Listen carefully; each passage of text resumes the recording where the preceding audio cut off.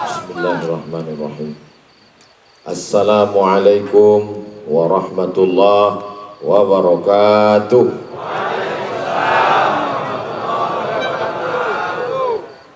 Apa kabar semua? Alhamdulillahi rabbil alamin. Allahumma salli ala sayyidina Muhammad wa ala alihi wa sahbihi wa barik wa sallim.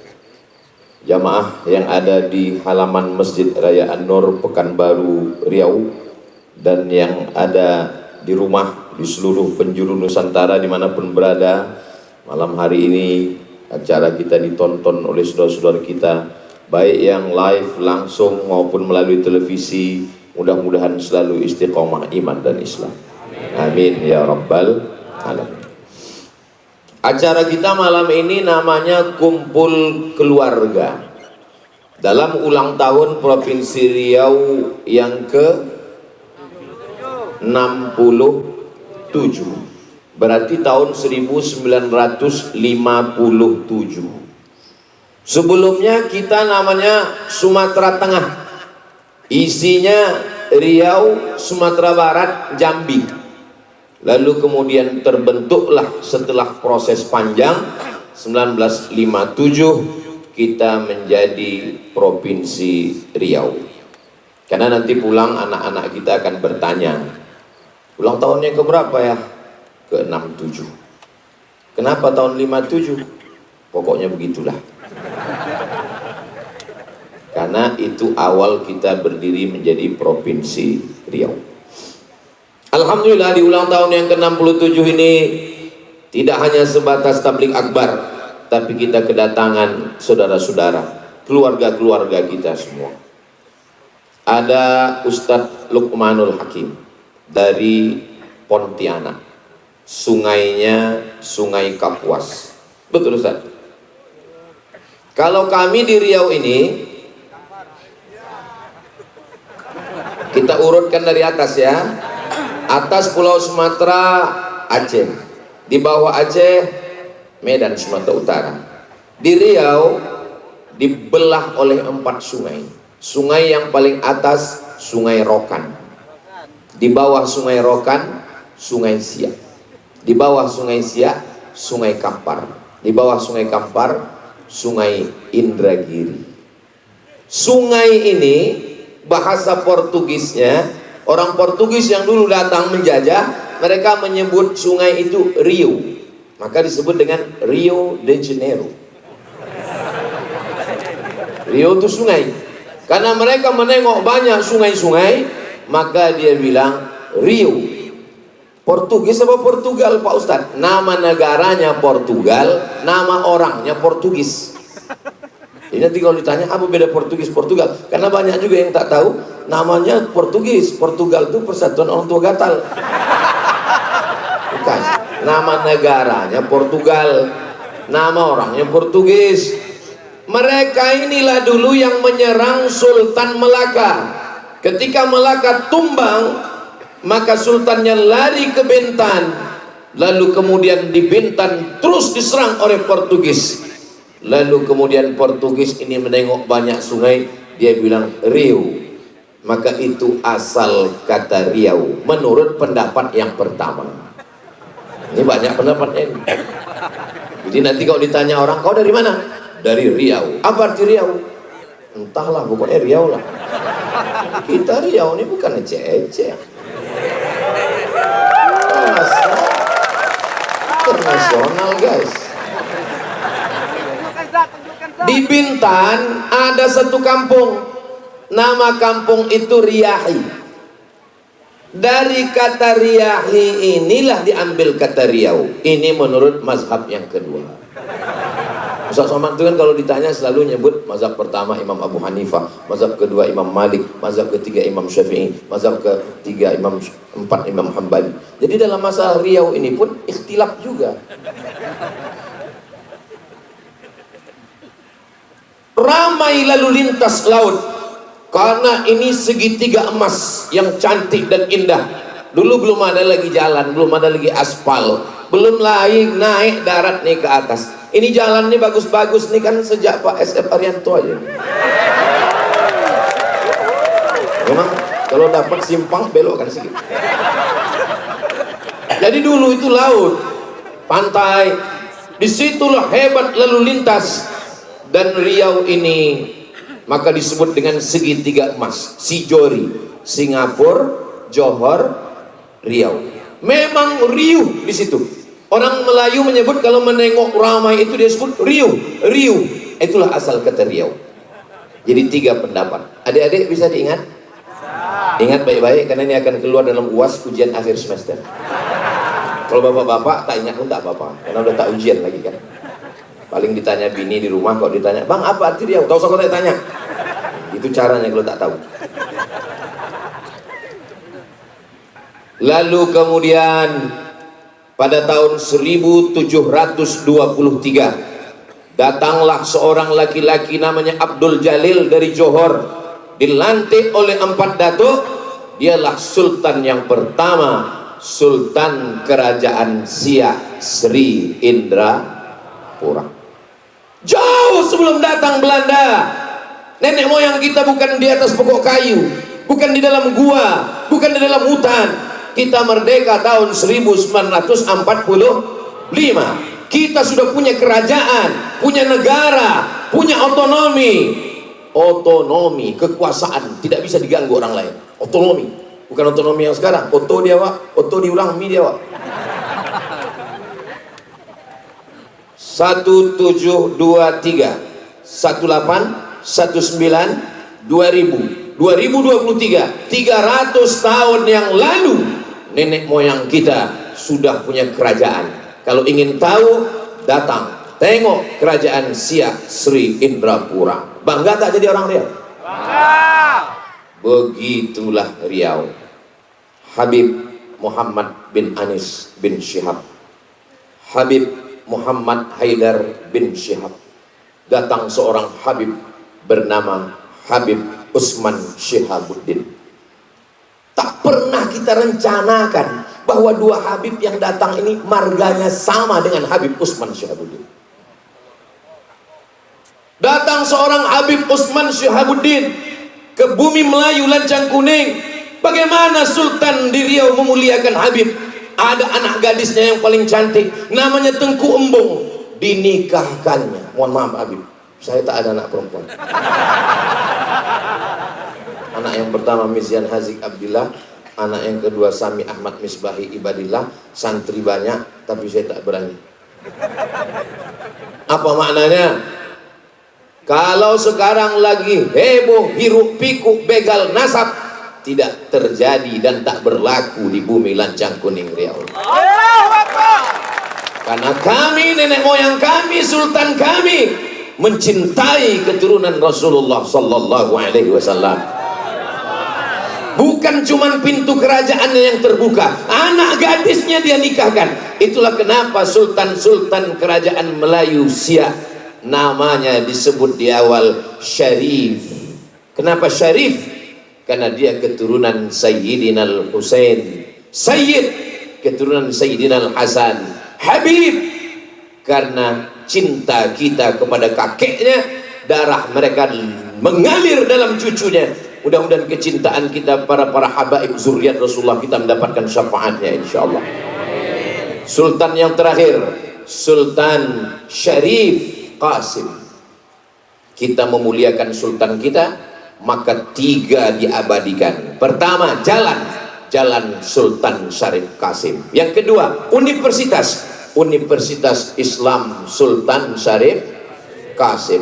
Yang ketiga adalah airport Sultan Syarif Qasim. Kurang hebat apalagi kita memuliakan habaib zuriat Rasulullah Sallallahu Alaihi Wasallam.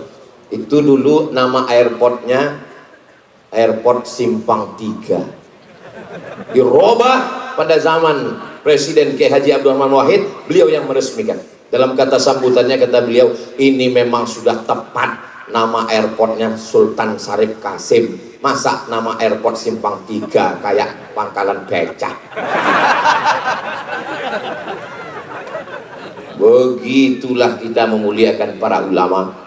Setiap tamu yang datang saya bawa berziarah ke makam Habib Usman Syihabuddin. Bisa pula orang Riau tinggal di Pekanbaru, tak tahu di mana letak makam Usman Syahabuddin, dan di sampingnya ada makam istrinya Tengku Embung. Itulah dia di samping Masjid Raya Senapelan, Masjid Raya Pasar Bawah kata orang sekarang. Kau selalu ke Pasar Bawah? Selalu. Pernah kau ziarah ke makam Habib Usman Syahabuddin? Enggak. Ngapain kau ke sana? Cari keramik sama karpet. Bawa anak-anak kita. Mudah-mudahan panjang umur, sehat badan, bersama para habaib bisa kita buat maulid mengenalkan bagaimana cintanya kita kepada keturunan Rasulullah sallallahu alaihi wasallam. Kalau tuan ke Indragiri, jangan lupa membeli lupis. Kalau Mas Ari Untung sudah berdiri, tanda waktu sudah habis. Sudah berdiri dia? Kalau berdiri kasih tahu ya. Lalu kemudian kami memang orang Melayu, tapi di negeri ini siapapun yang datang dari pulau mana, apa sukunya, bahasanya, dia tetap dimuliakan. Jalan yang panjang paling besar di Pekanbaru bukan jalan Hang Tua, Hang Lekir, Hang Jebat, Hang Kesturi, tapi jalan yang paling panjang adalah Jalan Jenderal Sudirman. Sudirman itu wong apa? Wong Jawa. Pripun kabare? Apik. Muga-muga sing melu acara iki padha kabeh mlebu nang surga.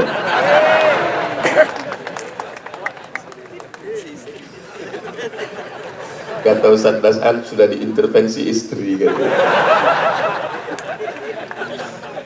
Gedung yang paling besar, paling tua bukan gedung Hang Jebat, Hang Kesturi, Hang Tua, tapi gedung Kaharudin Nasution. Nasution datang dari mana?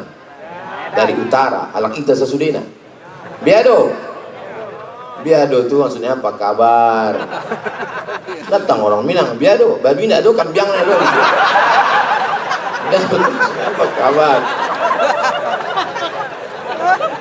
Gedung yang paling tinggi, paling besar, paling megah, paling mewah di samping gedung Kaharudin Nasution.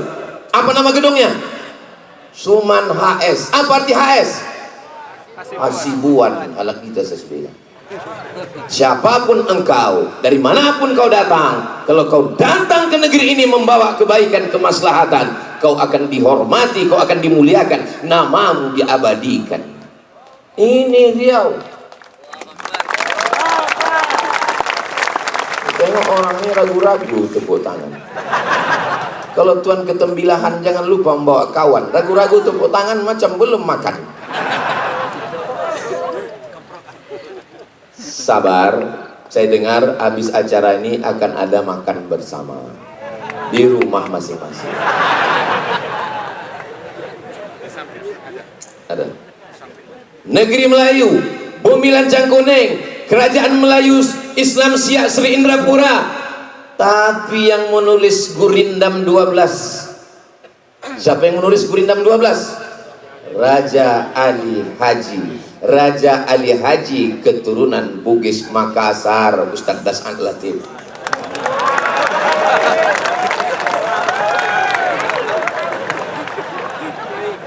Orang Bugis Makassar menyebut ikan, ikan.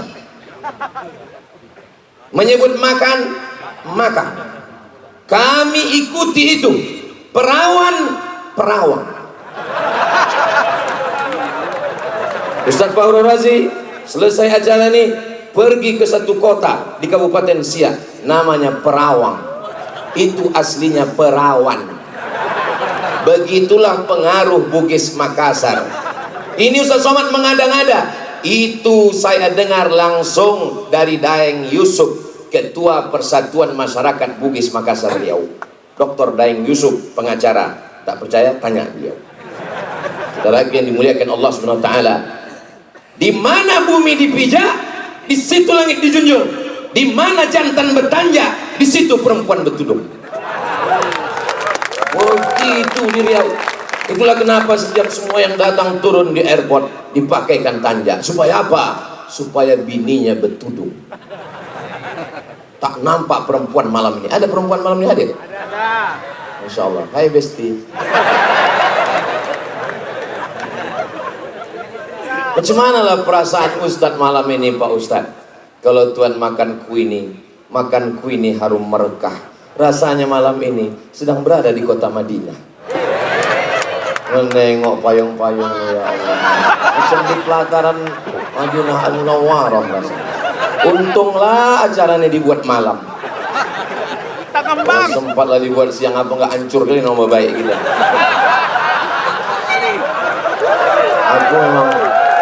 Aku memang minta itu ya Allah, kalau nanti datanglah ustadz ini, saya kalau ke Malang siapa yang memuliakan saya? Ustadz Muhammad Anis bin Syihab Habib. Saya kalau ke Kalimantan Barat siapa yang menyambut memuliakan saya?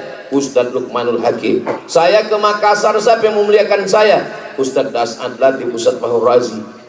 Maka kalau datanglah nanti mereka ke Pekanbaru, ya Allah, buatlah acara itu malam nanti. Rupanya malam terkabullah. Itulah maka saya bisa senyum.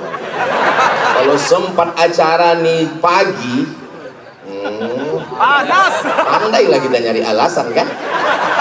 Tahu jangan ke sana.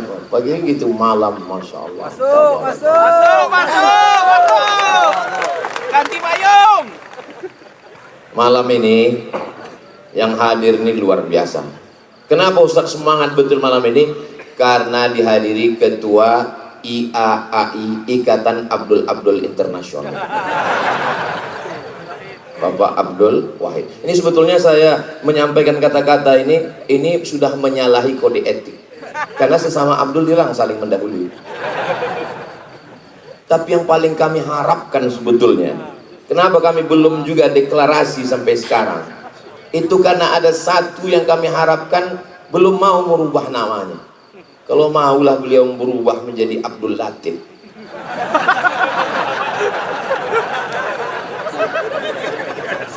Betapa indahnya dunia ini. Masya Allah, tabarakallah.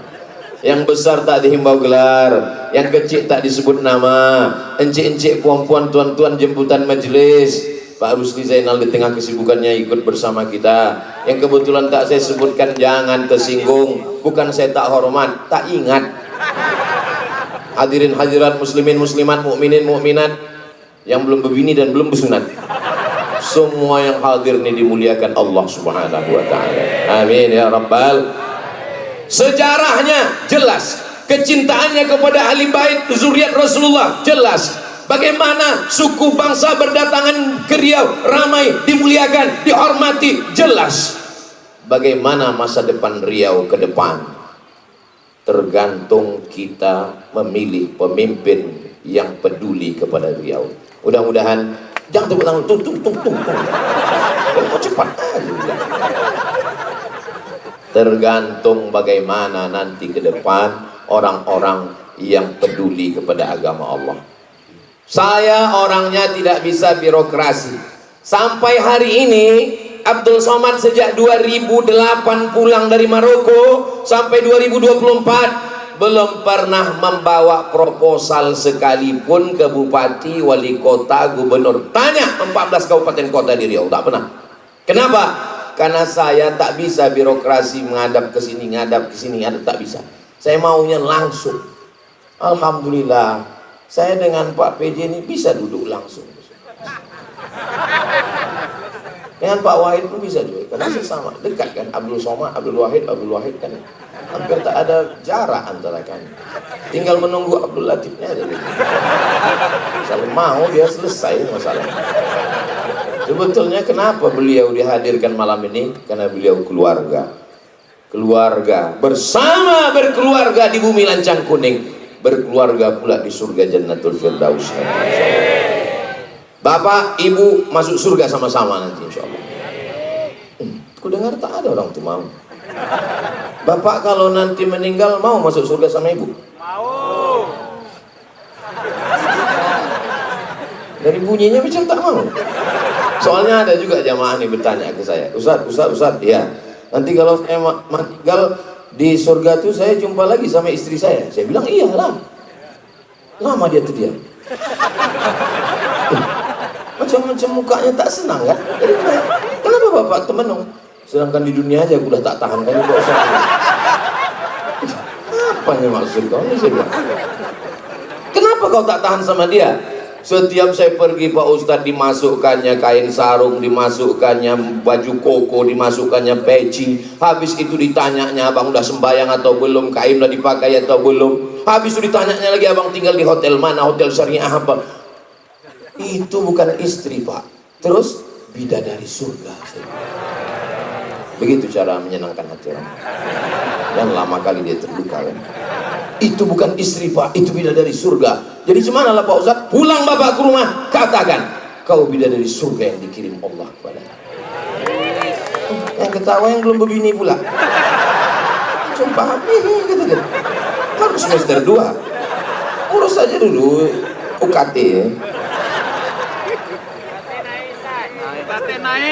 Pulang lele ke rumah, dibilangnya lah sama istrinya, kaulah bidadari surga. Perempuan kalau dipuji mana mau dia bilang, gua banget, tak mau. Kaulah bidadari surga. Apa kata dia? Gak mungkin lah bang, aku kan gemuk, kata dia. Pandai pula dia bilang, memang kau bidadari surga, tapi diturunkan dekat rumah makan. Dia. Allah, so sweet. Jadi kalau anak-anak kita ini dididik dengan kelembutan, cinta kasih sayang, persaudaraan, maka jangan pernah khawatir bagaimana Riau ke depan. Riau tetap baldatun thayyibatun wa rabbun ghafur. Kuncinya jangan mau mempertaruhkan suara, menjual 5 tahun penyesalan yang paling mendalam.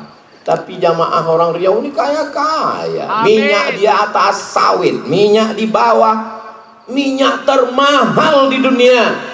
Minyak mana minyak termahal di dunia? Minyak, apa pula minyak jelantah? Minyak Minas. Tulis di internet minyak Minas. Minyak high quality, kualitas tertinggi di dunia. Anak sakai di atas pipa. Tak berbaju, tak bercelana, tak beralas kaki. Kalau meletup pipa itu, anak yang tak berbaju inilah yang mati duluan. Tapi hasilnya kemana? Ditarik ke Jakarta. Mesti punya pemimpin yang berani untuk berjuang ke atas, menjolok duit itu supaya turun balik ke Riau. Takbir! Kenapa semangat betul Ustaz? Dikasih panitia lah pula tadi makan di atas, pedas. Itu maka berapi-api. Saudara yang dimuliakan Allah SWT, pemimpin bukan supir damri. Supir damri tak mau tahu, yang penting jalan aja. Mau ada penumpang tak ada penumpang, jalan aja. Pemimpin supir angkot, nampak penumpang kejar, mengejar duit ke atas, bawa lagi turun ke bumi lancang kuning. Barulah kita. Harimau mati meninggalkan belang, gajah mati meninggalkan gading. Pemimpin-pemimpin mati meninggalkan apa pula kredit, meninggalkan legasi, warisan yang akan dinikmati orang banyak. Masjid, Masya Allah, masjid, pemimpin yang peduli kepada masjid. Dulu saya 5 tahun tak datang ke masjid. Ini kan terakhir-terakhirnya aja juga.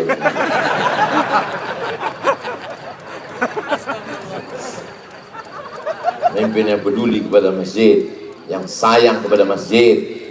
Jadwal pengajian ini sekarang membaca kitab Muwatta. Kitab Muwatta ditulis oleh Imam Malik bin Anas, meninggal tahun 179, lebih tua dari Sahih Bukhari, lebih tua dari Muslim. Ada pembacaannya di sini, dibacakan langsung oleh Ustadz Dr. Zulhendri Rais.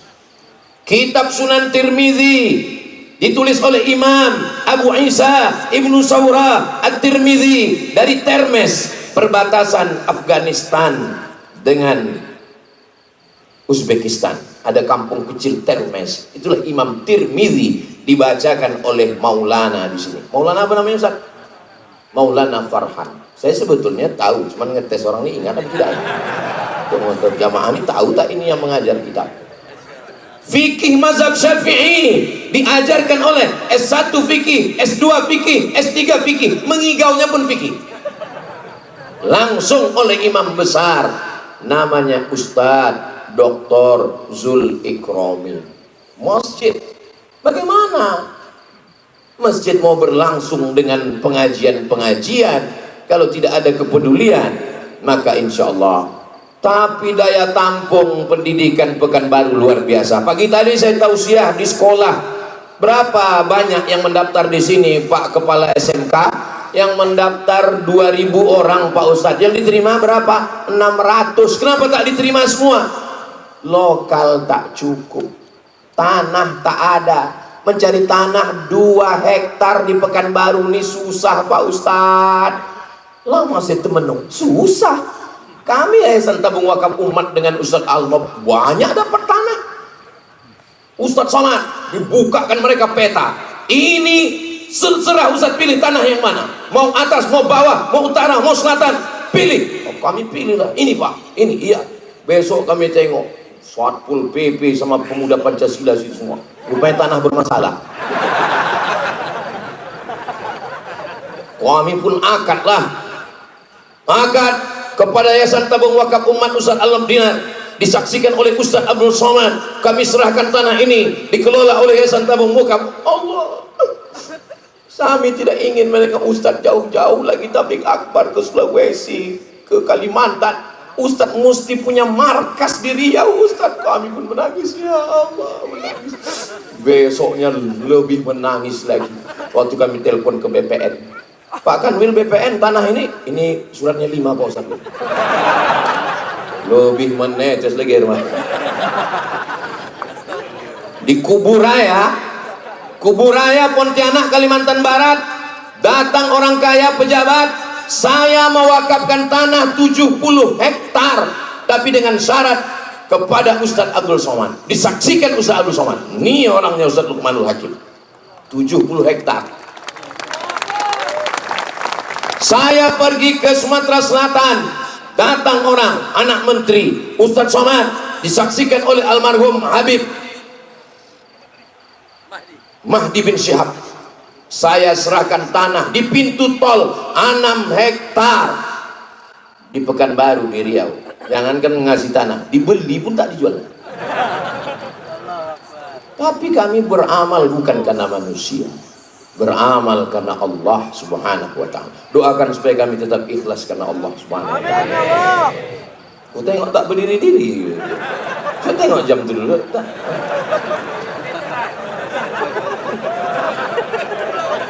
Maulaya salli wa sallim daiman abada. Bagi yang ada membawa handphone pakai senter, hidupkan senternya. Yang tak ada senternya, campangin Sungai Siak. Maulaya salli wa sallim daiman abada ala habibika khairil khalqi kullihim Muhammadun sayyidul kaunaini was saqalaini wal fariqaini min qurbin wa min ajami maulaya salli wa sallim daiman abada ala habibika khairil khalqi kullihim antal habibul ladzi turja syafa'atuhu likulli hawlim minal ahwali muhta'ami maulaya salli wa sallim daiman abada ala habibika khairil khalqi kullihim. Allahumma salli ala Sayyidina Muhammad. Cukupnya lama-lama habis baterai. Cukup itulah untuk upload ke TikTok, ke Instagram. Kalau Ustaz Somad nyebut TikTok, Instagram macam ada aja akun Instagram dia. Adalah. Yang mana Pak Ustaz? Kami tulis Abdul Somad di Instagram tuh banyak kali. Kau tengok mana yang followernya 9 juta, itulah dia. Maksudnya yang belum follow lah. Masya Allah. Kalau Tuan ke Indragiri, jangan lupa membeli kubis. Kalau Mas Ari Untung sudah berdiri, tanda waktu sudah mau habis. Memang udah habis. Saya kembali. Jangan kemana-mana, kita lanjutkan setelah yang satu ini. Takbir. Assalamualaikum warahmatullahi wabarakatuh.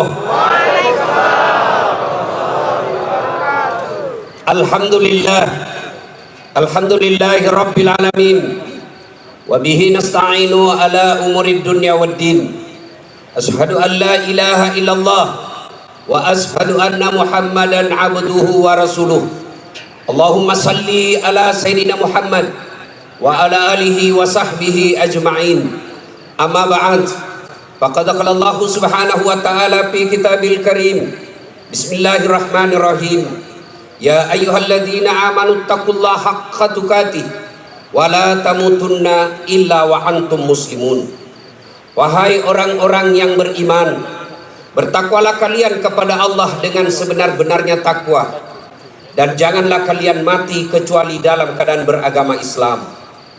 Ayat ini sejak 1000 tahun yang lalu setiap Jumat dibacakan oleh khatib di mimbar Jumat. Kalau di Riau ini ada pengumuman dari gubernur yang harus diulang-ulang pengumuman tiap pekan, pasti pengumuman itu penting. Ayat ini Jumat-Jumat dibacakan sejak 1000 tahun yang lalu, berarti ayat ini juga sangat penting dan rasa-rasanya susah diterima akal. Jangan kamu mati, berarti mati kau yang ngatur. Wih, jangan mati ya. Berarti mati mau-mau. Padahal mati, mau atau tidak, tiba saatnya pasti mati. Orang kaya mati, orang miskin mati, raja-raja mati, rakyat biasa mati, Abdul Somad mati. Pelan-pelan. Semua mati. Berarti yang jadi masalah bukan mati.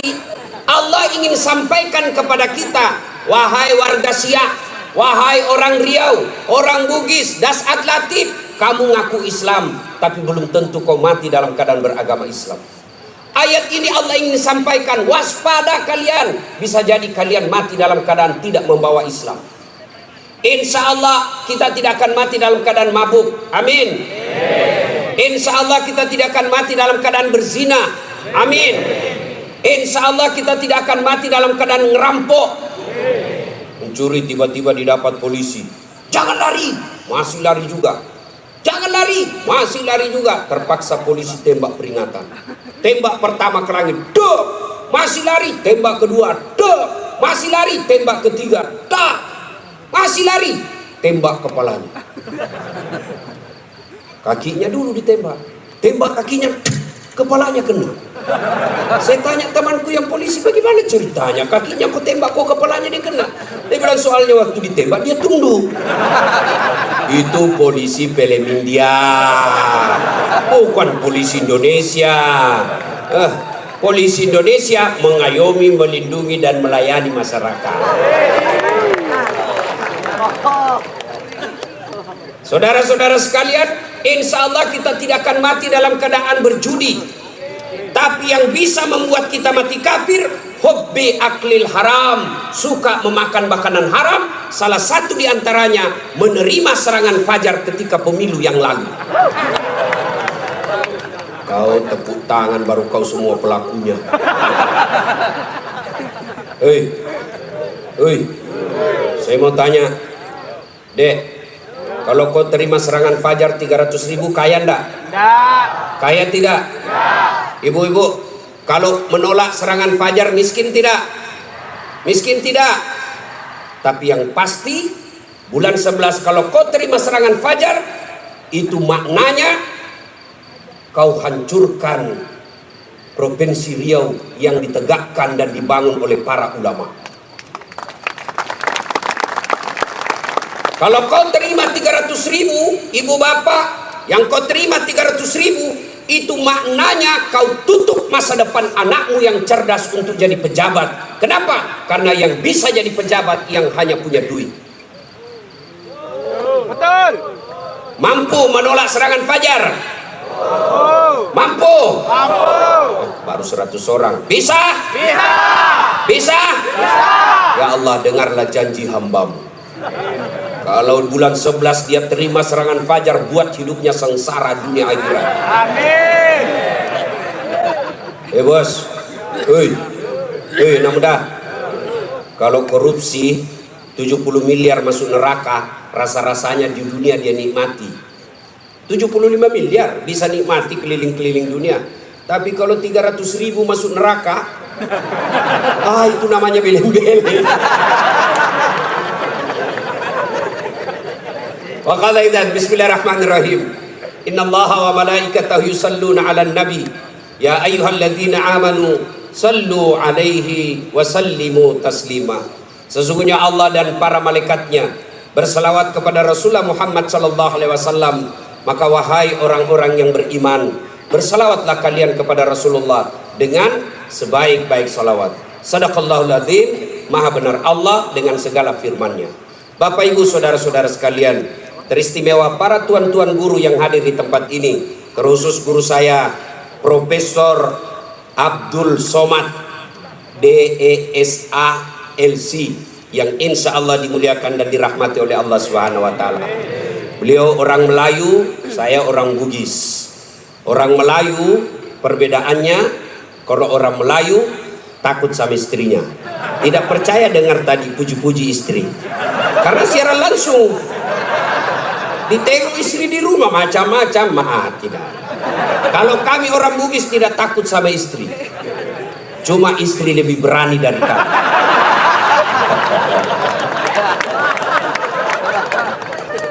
Kita serius dulu, ini kumpul keluarga.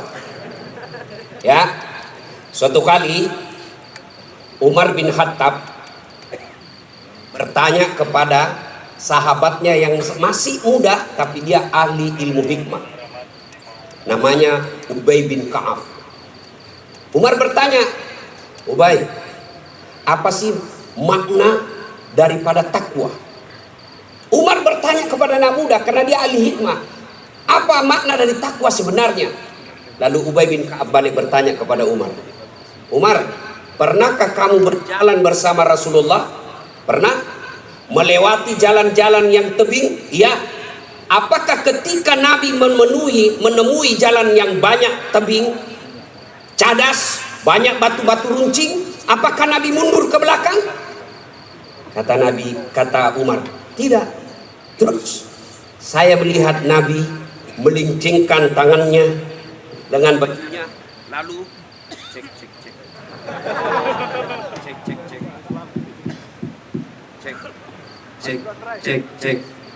Bukan sabotase ini.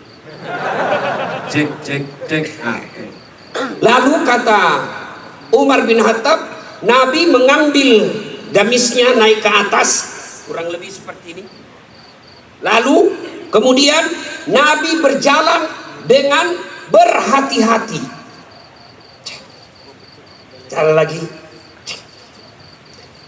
Lalu kata Ubay bin Ka'ab, itulah takwa, kehati-hatian.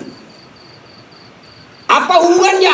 Satu, kalau kau mau punya rumah tangga yang baik, adik-adik sekalian, hati-hati milih calon istri.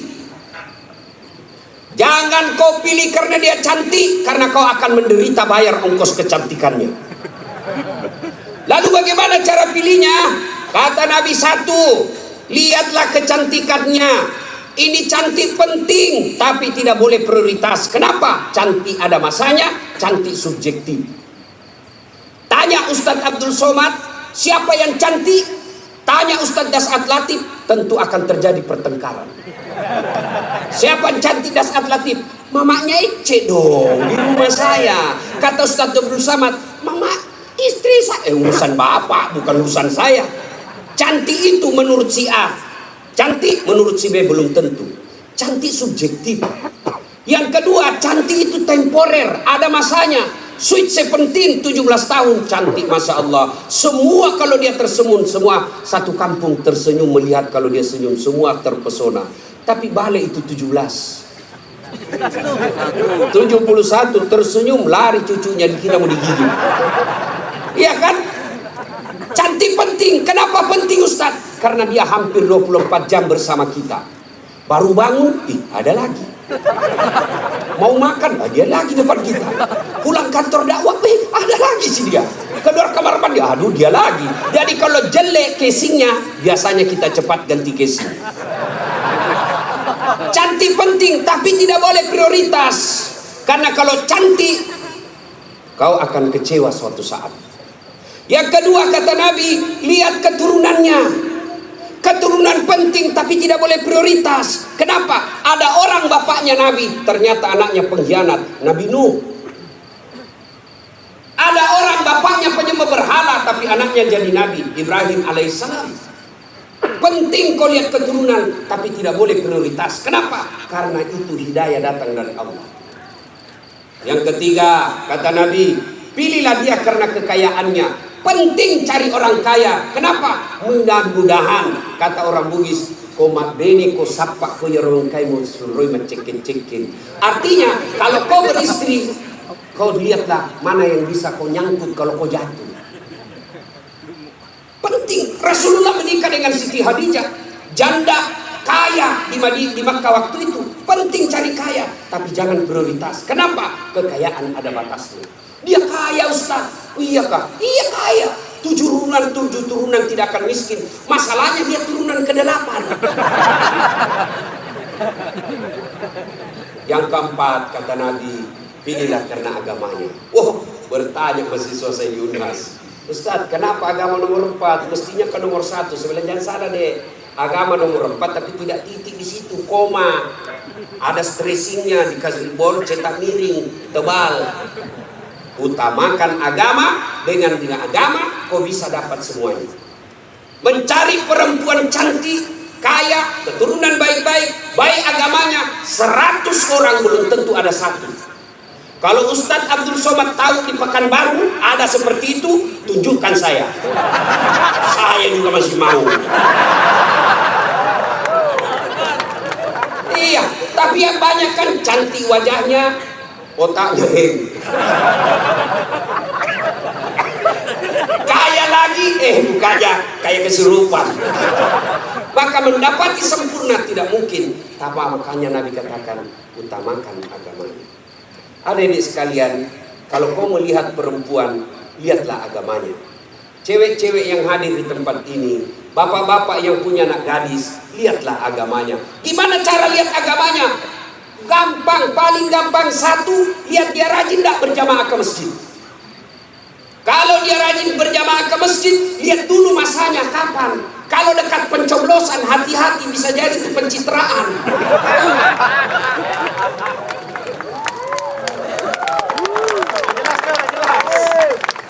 Ada juga di Pekanbaru begitu. Banyak. Ada. Banyak. Kau salah, kenapa kau pilih? Ya, hati-hati milih istri. Cewek, kalau kau mau lihat cowok yang baik, lihat sholatnya. Kalau kau berjalan bertiga, tiba-tiba masuk waktu sholat dia gelisah, dek, cari masjid dulu, itu sudah harapan. Tapi begitu kau bilang dek, dia bilang dek, saya bang, sholat dulu dong, sudah mau asar ini kita belum sholat duhur. Nanti kau lewatin surga, besok aja lagi sholat. Sudah selesaikan, langsung katakan wabillahi taufiq wal hidayah, say goodbye. Dan tidak usah pacaran bos. Gak ada. Saya kadang curhat ibu-ibu, kenapa suami istri saling tidak menghargai? Suami memaki istrinya, istri menghina suaminya. Salah satu sebabnya karena kau terlalu lama pacaran. 4 tahun kau pacaran, 4 tahun saling membohongi, maka tidak ada lagi wibawa di depannya. Adik-adik cewek, jangan terlalu lama dipacari. Begitu kalau ada cowok senang kamu, kalau kau senang saya, lamar saya tunggu kau minggu depan. Begitu kau bilang lamar, hilang itu dia besok. Ini juga cewek sekarang baru modal-modal dikirim stiker lope-lope.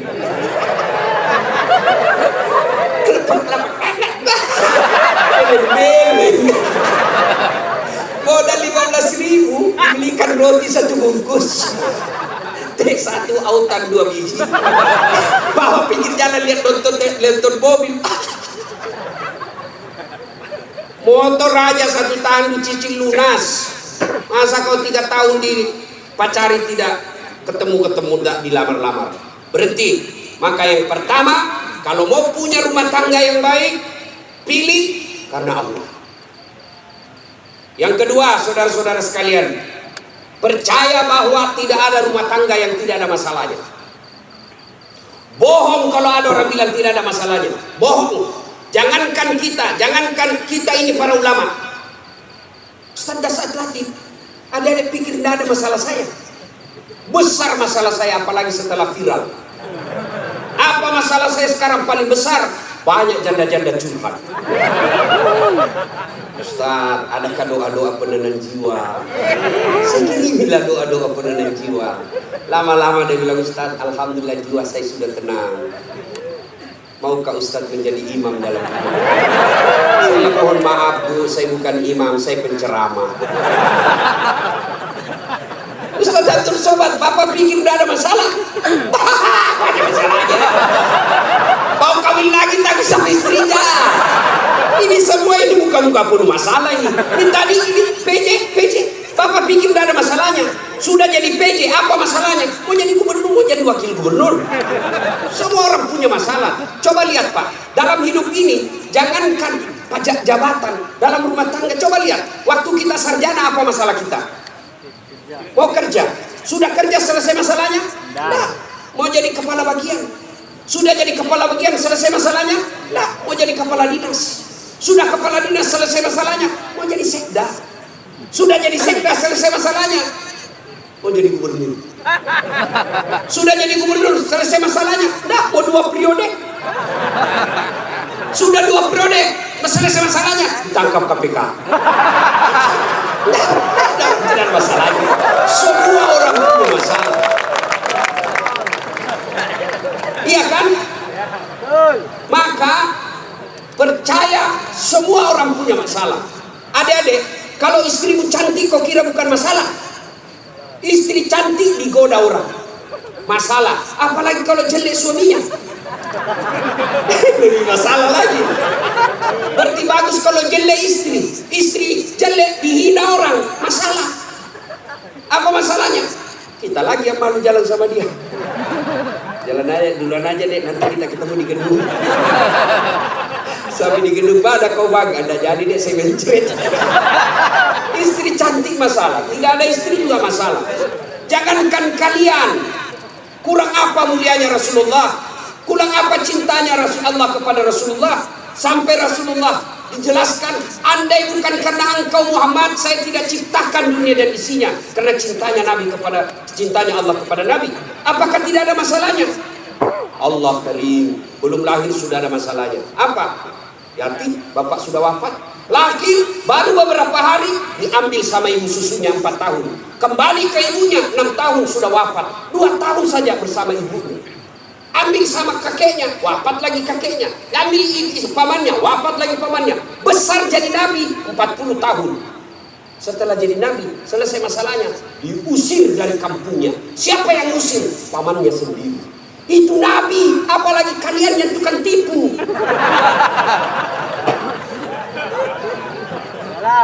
Mana ada tidak ada masalahnya? Samping kanan saya ini banyak masalah ada juga Pak. Samping kiri saya Abdul bersaudara banyak juga masalahnya Pak. Maka Allah katakan, Das'ad, seolah-olah Allah yang berkata, Das'ad, Abdul, kalau ada masalahmu mau jadi gubernur, bukan menjilat, bukan nyogok, tapi apa masalahnya? Kalau ada masalahmu Allah sampaikan, ista'inu bisabri wassalam. Sabar, perbaiki sholatmu, saya yang selesaikan masalahmu. Jadi ibu-ibu kalau ada masalah dalam rumah tangga, sabar. Yang kedua, perbaiki sholat. Jangan kau curhat di medsos. Tak kusangka kau begitu. Teganian kau. Emangnya kalau kau curhat di medsos, ada yang netizen yang bangun salat tahajud 8 rakaat untuk doakan kamu? Paling didoakan kamu di status, semoga bahagia ya. Memang itu status Tuhan mau baca. Maka begitu ada masalahmu, sabar. Sudah sosialisasi, sudah kampanye, sudah jual tanah, tidak terpilih, sabar. Iya toh. Saya dulu Pak PJ 2014 ikut juga Pilwali di Makassar. Iya. Kalah tidak, cuma yang menang lebih banyak suaranya. Saya nggak mau dibilang kalah, nggak mau, dia lebih banyak suaranya. Andai saja saya jadi wali kota waktu itu, saya tidak tampil di depan Masjid An-Nur. Allah kasih yang terbaik. Sabar, yang kedua perbaiki sholat. Nah, dalam rumah tangga pasti ada masalah. Ustaz, jelek suami saya. Sabar ibu, Allah tahu itulah yang terbaik buat ibu. Kenapa? Karena kalau suaminya cakep, suaminya malu jalan sama ibu. Kenapa? Karena ibu juga jelek. Itu sudah, ya. Nah, satu makna dari kisah yang saya sampaikan tadi, hati-hati memilih pasangan, hati-hati mengelola keluarga. Yang kedua, hati-hati memilih pemimpin. Hati-hati milih pemimpin. Saya kasih contoh adik-adik sekalian. Dalam berjamaah, siapa saja boleh jadi makmum. Dalam berjamaah, mulai profesor sampai orang awam boleh jadi makmum. Tapi jadi imam, hati-hati. Kenapa? Karena kalau salah imam, kacau satu. Ya toh? Pernah dengar kisah? Di Tesla ini penghafal Quran, anak remaja yang pergi pondok menghafal Quran. Pulang dari pondok Ramadan, Tarawih, disuruh, nah kaulah didengar hafalanmu. Ya jadi imam. Begitu jadi imam, tiba-tiba ada cicak jatuh, kena telinganya. Namanya kaget, depresi, stres, hilang hafalan. Dia ingat-ingat apa sambungannya ini. Ya tidak ada, dia lupa betul apa sambungannya ini. Dia lupa betul, tiba-tiba dia bilang, Pak Imam, tolong bantu di belakang. Dia bilang di belakang, saya juga tidak tahu. Tiba-tiba anak muda berteriak dari belakang sekali, bilang, kalau begitu ya sudah, Allahu Akbar. Siapa yang salah? Siapa salah? Imam. Contoh lagi, ini waktu saya kejadian di kampung, waktu saya masih SD. Sujud imam lama betul. Kenapa imam lama sekali nih? Ada kawan saya sekarang sudah jadi guru SMP di kampung. Dia angkat kepalanya, dia teriak, wih, lenyap imamnya. Pas Abu Bisri bilang, hilang imam. Wah, kacau satu sama sekali. Ternyata imam bilang, kita tunggu-tunggu lama sujud, tidak bangun, ternyata dia keluar. Selesai sholat ditanya, Pak Imam, kenapa keluar tinggalkan saf? Dia bilang, saya kentut, nak. Pak Imam, lain kali kalau kentut, kasih bangun kepala supaya kita lihat kau keluar. Dia bilang, saya sengaja, nak, saya malu kau lihat. Siapa salah? Siapa salah? Siapa salah? Imam. Maka hati-hati milih imam. Insya Allah bulan 11 akan datang Provinsi Riau milih imam. Jangan kau salah milih imam. Kalau kau salah milih imam, kamu kalau bukan kamu yang dapat, yang pasti anakmu nanti ikut menderita. Betul. Ini Riau kan kaya. Saya pergi ke Dumai, gasnya besar, minyaknya luar biasa. Tapi kok masih ada orang Riau pergi jadi tenaga kerja di Malaysia? Banyak kan? Banyak. Makanya salahnya kalian kalau kau salah milih pemimpin. Pilih yang baik. Kalau ternyata kita sudah ikhtiar pilih yang baik, ternyata mereka berkhianat, serahkan kepada Allah. Maka saudaraku, jangan kau pilih karena dia sekampung. Jangan kau pilih karena satu partai. Jangan kau pilih karena satu suku. Jangan kau pilih karena kau tim suksesnya. Tapi pilih yang betul-betul kau yakini bisa menyelamatkan Provinsi Riau. Hati-hati milih pemimpin. Yang ketiga, hati-hati milih teman. Hati-hati milih teman. Teman itu menentukan siapa kita. Itulah sebabnya Nabi mengilustrasikan, kalau kau berteman dengan penjual parfum, maka kalau kau tidak dapat parfumnya, kau dapat wanginya. Kalau kau berteman dengan pandai besi, kalau kau tidak dapat apinya, kau dapat bara panasnya. Kalau Anda bersahabat ulama, insya Allah ulama itu akan menunjukkan kepada kalian yang baik. Cuma sayang, seribu sayang, kita lebih senang bersahabat dengan pejabat daripada para ulama. Kau cium tangannya pejabat, baru 5 menit yang lalu dia korupsi. Mana buktinya? Kalau pejabat mau datang sama kamu, rumahmu kau perbaiki. Kalau perlu horden ganti, makan menu khusus. Begitu kau jemput penghafal Quran, kau jemput, kau kirimi ojek, Grab, rusak lagi stang kakinya satu, tengah matilah kita di belakang takkan mati. Hujan lagi, satu mantel berdua, sudah sampai sedikit lagi Ustaz, sedikit lagi, 2 kali tikungan, oh basah sekali kita punya baju. 1 jam kita selawatan, basah semua ketek Pak, tak ada kipas angin. Begitu pulang dikasih 50.000 dikucak-kucak. Jangan ketawa, saya serius ini. Tapi saya bersyukur kamu Provinsi Riau ulang tahun dengan membuat tabligh akbar seperti ini.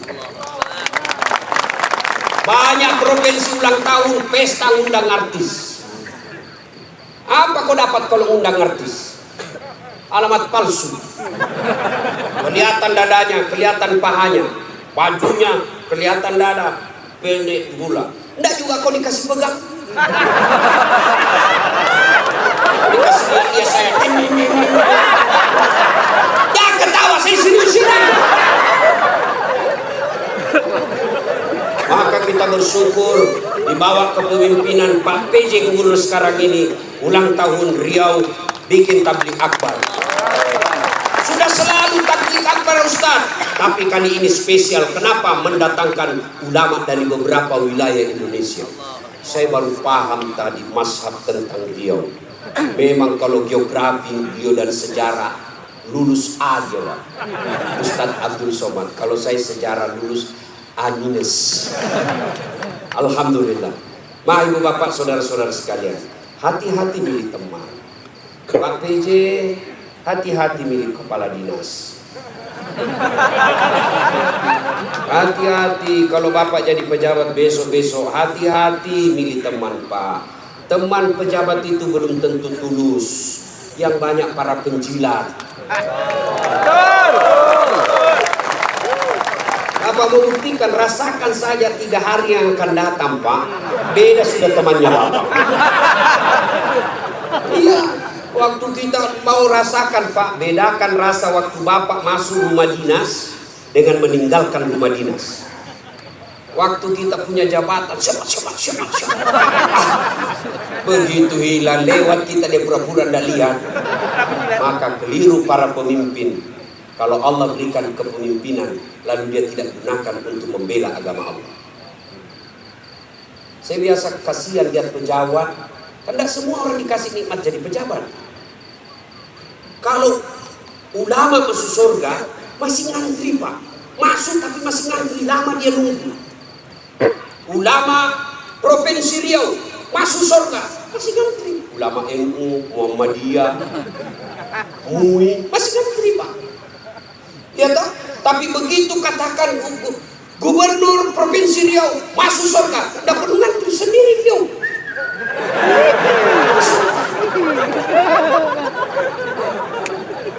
Cuma kadang banyak pejabat, bedanya dengan Nabi Yusuf. Nabi Yusuf di penjara dulu baru jadi pejabat. Pejabat kita jadi pejabat dulu.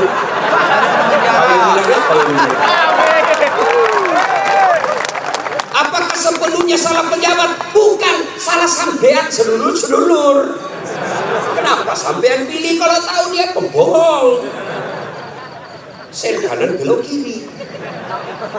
Maka kalau kalian benci pejabat-pejabat perlakuan seperti itu, tidak usah menjelek-jelekkan di medsos, tidak usah memaki-maki di medsos. Kalian bisa kena pasal pencemaran nama baik. Gimana caranya? balas di bulan 11 nanti. Jangan kau pilih mereka yang suka bohong. Selesai urusan. Pesan khusus, boleh berbeda pilihan, tapi jangan kau berpecah belah. Jangan baper solat politik. Jangan percaya janji-janji tim sukses. Masih ingat pemilu 2019? Masih? Siapa yang bertanding? Bapak Joko Widodo dengan Bapak Prabowo. Siapa yang menang? Bapak Joko Widodo. Siapa menterinya? Bapak Prabowo. Satu paket. Balik modal. Kalian bertetangga sampai sekarang masih musuhan. Apa namanya kalau bukan beleng-beleng? Beleng. Maka saudaraku, penting memilih kepala daerah, penting memilih pemimpin di daerah kita, tapi jauh lebih penting memelihara kemaslahatan dan persaudaraan kita. Innamal mu'minuna ikhwah. Orang Islam itu bersaudara. Tangan kanan gatal tanpa disuruh kiri yang garuk. Tangan kiri yang gatal tanpa diundang kanan yang garuk. Gatal dua-duanya kerjasama. Anak muda jalan-jalan, tahan tuh kakinya, kaki tahan tuh, seluruh tubuh merasa sakit.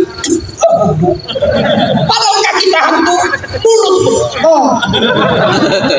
Tiba-tiba mata juga bereaksi, dia cari mana yang luka. Bereaksi berikutnya, tangan mengusap, mulut meniup. Padahal kaki yang luka. Tidak ada orang kakinya tahan tutup. Rasa kopi jalan. Begitu mestinya kita di Riau. Satu sakit yang lain ikut merasakan. Ya, jangan berpecah belah. Bersatu. Politik proses 5 tahun.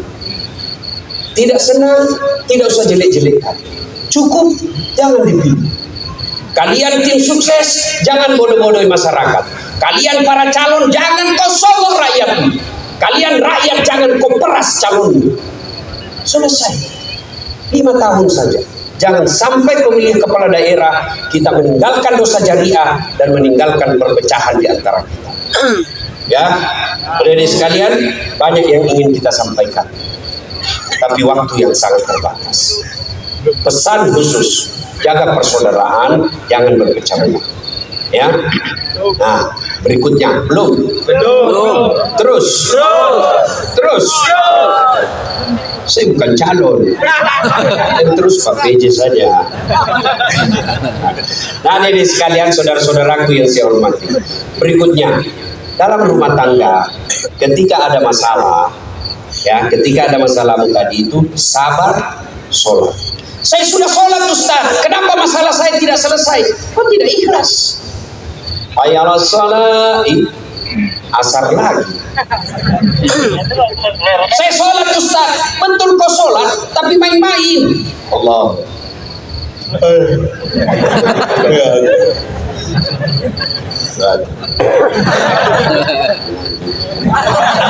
Ada malah sholat kayak tidak makan.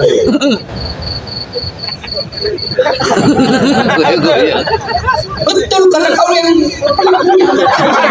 Ada juga sholat terlalu semangat. Allah. Kau tertawa karena kau alami semua.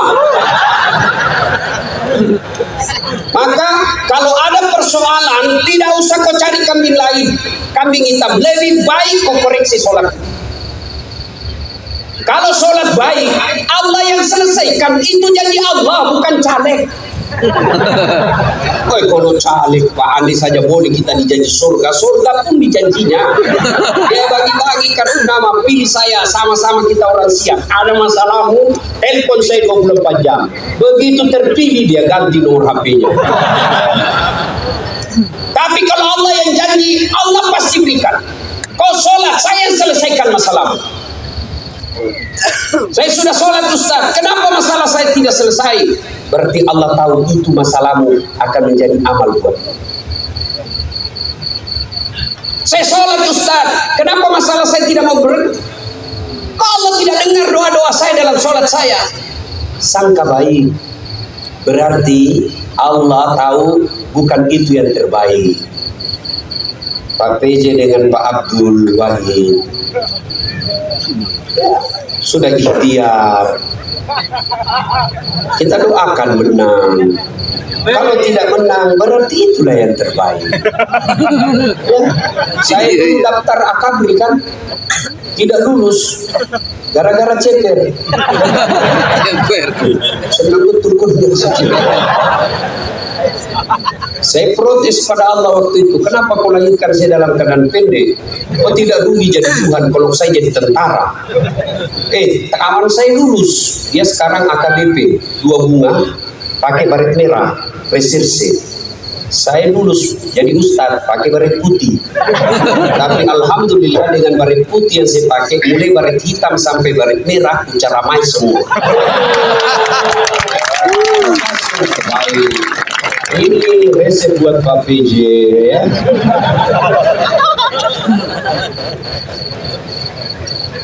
Saya berdoa Ustaz, kok tidak Allah kabulkan? Berapa lama kau berdoa? Tahu Nabi Zakaria? Itu Nabi Zakaria minta anak sejak usianya 21 tahun. Kapan Allah kasih? 90 tahun sampai Zakaria sendiri berkata, tidak mungkin saya punya anak ini, saya sudah tua. 21 tahun, 90 tahun baru Allah kabulkan. Itu Nabi. Puluhan tahun baru Allah kabulkan. Kamu berdoa pagi mau malam dikasih, padahal kau tukang tipu. Istrimu aja kau tipu. Alasan rapat, ternyata pergi merapat. Mau dikabulkan doa, emangnya ada orang dalam? Ya, ada masalah, saudaraku perbaiki sholat. Kecil buat Allah, adik-adik ini, kecil buat Allah, kasih apa yang kamu mau. Saya kasih contoh paling sederhana. Ada kau punya 2 sahabat, satu 5 kali ketemu sehari, satu cuma sekali ketemu 1 hari. 1 minggu. Satu 5 kali ketemu, dan kalau dia ketemu dia bawa oleh-oleh 5 kali sehari. Satu cuma sekali sepekan, itu pun tidak bawa oleh-oleh. Mana kalian lebih senang? Yang mana? Yang pergi ketemu dan bawa oleh-oleh. Maknanya apa? Sholatmu 5 kali sehari semalam, begitu mau cinta kepada Allah, Allah pasti cinta kalian sudah 5 kali sehari semalam. Kalian yang hari Jumat saja paling terlambat datang, paling cepat pulang, orang khotbah kau tidur, ada masalahmu, pasti Allah tidak perhatikan. Kasih lagi contoh sederhana. Saya sahabat dengan Pak PJ. Saya datang ke sini ke Pekanbaru. Assalamualaikum Pak PJ, saya mau ke pondoknya UAS tapi saya tidak ada mobil. Oh Pak PJ katakan, aduh saya lagi di Jakarta ini Ustaz. Tapi don't worry, be happy. Tahu kan artinya itu? Pokoknya tahu sajalah. Saya lagi di Jakarta, Pak PJ tenang Ustaz. Pak PJ telepon ajudan. Ajudan siap. Tolong, itu ada Ustaz Dasar, kau jemput di bandara, bawa mobil yang baik, full tangki, jangan lupa kasih oleh-oleh. 30 menit kemudian datang ajudan, Pak Ustaz, ini mobil silakan Pak Ustadz pakai selama Ustadz di Pekanbaru. Nih bensin full, ada pembeli oleh-oleh. Selesai masalah saya. Kenapa? Saya akrab sama Pak PJ. Sebaliknya ada pula datang dari Sulawesi, tidak pernah kenal, tidak pernah ketemu, tidak pernah dengar nama, datang. Assalamualaikum Pak PJ, saya ada di bandara, boleh pinjam mobilnya? Siapa dia telepon Pak PJ? Kapolres.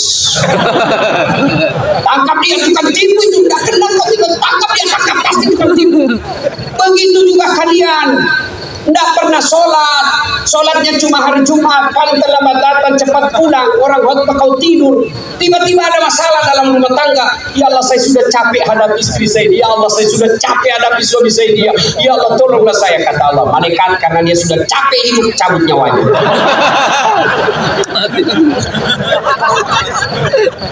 Ya, kasih lagi contoh sederhana. Jadi kalau dalam rumah tanggamu ada masalah, sholatmu pasti bermasalah. Contoh lagi, Pak PJ punya ajudan. Ada kan Pak Ajudan? Nah, kalau beliau panggil ajudan, itu ajudan, ajudan, biar dia lagi tidur, makan kacang, dia lompat, dia makan dengan bumbu. Siap. Ya Pak ya. Mana ada ajudan dipanggil, ajudan, tunggu dulu Pak. Kau bilang tunggu, dimutasi kau jadi Satpol PP.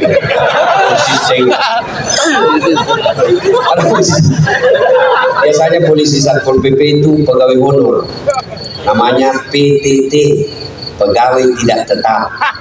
5 tahun kemudian TTP, tetap tidak pegawai. Pegawai honor biasanya. Dan saya tahu lagunya kalau pegawai honor.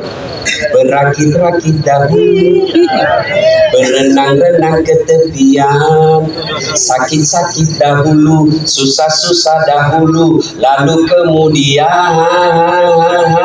tetap susah. Nah, Pak PJ panggil ajudan, ajudan siap. Coba kalau dia bilang tunggu Pak, ajudan, Bapak dah lihat saya sibuk. Tidak mungkin. Itu Pak PJ pun padahal ada pensiunnya, ada mutasinya, ada wafatnya. Takut betul manusia sama manusia. Coba Allah panggil kalian, hayya 'alas shalah. Apa jawaban kalian? Meeting. Lagi ada pembeli. Hayya 'alal falah. Sini saya kasih kau kemenangan. Adik-adik tahu enggak itu artinya hayya 'alal falah? Sini saya kasih kau apa yang kamu mau. Itu hayya 'alal falah. Tapi kita jawab, tunggu lagi ada pembeli. Akhirnya lah, ya sudahlah, kau uruslah kau pembeli. Pantas 30 tahun kau jadi PNS tidak bisa lepas dari kredit. Karena Allah kau suruh menunggu. Maka adik sekalian yang lagi cari calon istri, yang sudah ada istri tapi penuh masalah dalam rumah tangga, sabar, tingkatkan kualitas sholat. Kalaupun kamu minta dan apa yang kamu minta tidak dikasih, jangan sangka buruk, sangka baik, berarti apa yang kita minta tidak baik. Kepada suami, sangka baik. Kepada istri, sangka baik. Ibu-ibu jangan sangka buruk kepada suami. Kalau ditelepon tidak dijawab, sangka baik. Oh, berarti dia lagi sholat duha. Telepon duhur tidak dijawab. Oh, suamiku lagi berjamaah. Sangka baik. Sore lagi tidak dijawab. Oh, berarti HP-nya tertinggal di mobil. Tiba-tiba masuk WhatsApp, saya lihat suamimu gonceng cewek. Oh, berarti suamiku lagi nge-grab. Kalau ini sangka baik. Dia tuh, oh sangka buruk, gelisah. Tanya sama istri saya, mamanya cek, saya bilang, apa kau curiga terus? Saya ini ahli agama. Tidak mungkinlah saya berbuat maksiat yang haram-haram. Dia bilang istri saya, itulah yang saya cemaskan. Kalau kau berbuat yang sunnah.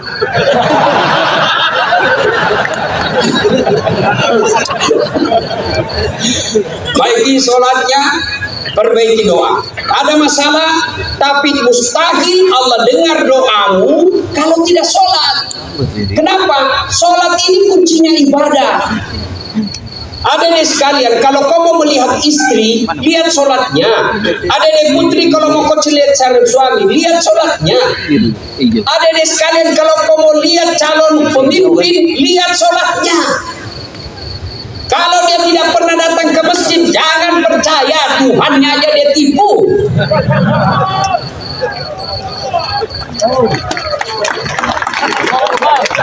Ya, sholatnya. Apalagi kalau dia jadi imam, pasti sholatnya. Masya Allah. Ya, ini bukan kita bahas soal politik ya, bukan, cuma mengajari soal memilih pemimpin. Kalau kau salah milih pemimpin, sengsara bukan cuma kamu, bisa anak cucumu. Saya kasih contoh sederhana.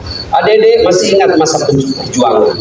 Nenek-nenek kita, mereka wafat, mereka mempertaruhkan jiwa raganya. Apa mereka yang menikmati hasil perjuangan? Dah, siapa yang menikmati? Cucu-cucunya. Jadi kalau bapak ibu memilih pemimpin yang baik, bukan cuma bapak ibu yang akan nikmati, 10 tahun yang akan datang anak kita tidak perlu ke Malaysia menjadi tenaga kerja tukang tombak-tombak sawit. Kenapa? Karena bumi Indonesia kaya raya. Tapi sayang seribu sayang, kalau kita salah memilih pemimpin, maka negeri kita ini akan dinikmati orang-orang yang datang. Bahkan seperti yang dikatakan guru kita tadi, Ustadz Abdul Somad, kekayaan negeri kita dibawa keluar. Maka pilihlah pemimpin yang betul-betul kamu yakini baik dengan cara lihat sholat. Ibu bapak saudara-saudara sekalian, inilah tausiah kita pada taklim kita kali ini. Mudah-mudahan ada manfaat. Lebih dan kurangnya mohon dimaafkan. Saya orang Bugis sebenarnya itu tidak pandai berpantun. Maka dalam budaya tutur orang Bugis tidak ada pantun. Kecuali pantun itu ada di Betawi, di Kalimantan, Sumatera, tidak ada di tanah Bugis. Menghormati guru saya Ustadz Abdul Somad, maka saya akan berpantun. Dari mana datangnya cinta? Suai. Dari Facebook turun ke WA. Suai. Dari mana datangnya kecewa? Setelah ketemu ternyata berbeda. Terima kasih. Usikum wa nafsi bitaqwallah fastabiqul khairat. Assalamualaikum warahmatullahi wabarakatuh. Waalaikumsalam warahmatullahi wabarakatuh. Mohon izin